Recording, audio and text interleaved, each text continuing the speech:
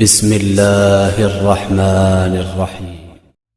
السلام علیکم ورحمۃ اللہ وبرکاتہ۔ اس ویڈیو میں ہم بات کریں گے پیچس کا روحانی علاج کیا ہے۔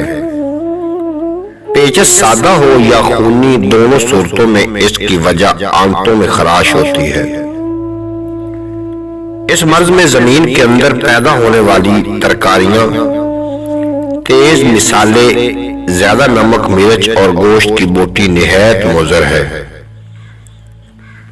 پرانی پیچس کا دائمی مرض عرصہ تک مسلسل علاج کرنے سے ختم ہو جاتا ہے۔ وقت بے وقت کچھ نہ کچھ کھانے کی عادت انتہائی نقصان دہ ثابت ہوتی ہے۔ غذا میں ساگو دانہ، مونگ کی دال، کھچڑی جس میں دال 2 حصہ اور چاول 1 حصہ ہو استعمال کرنا چاہیے۔ بکری کے گوشت کے شوربے میں جس میں نمک مرچ برائے نام ہو، روٹی کو اچھی طرح بھگو کر کھائیں۔ اور اس کا روحانی علاج یہ ہے: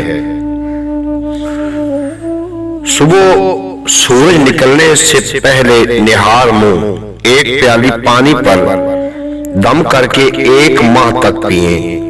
دم کیا ہوا پانی پینے کے بعد آدھا گھنٹہ تک کوئی چیز نہ کھائیں۔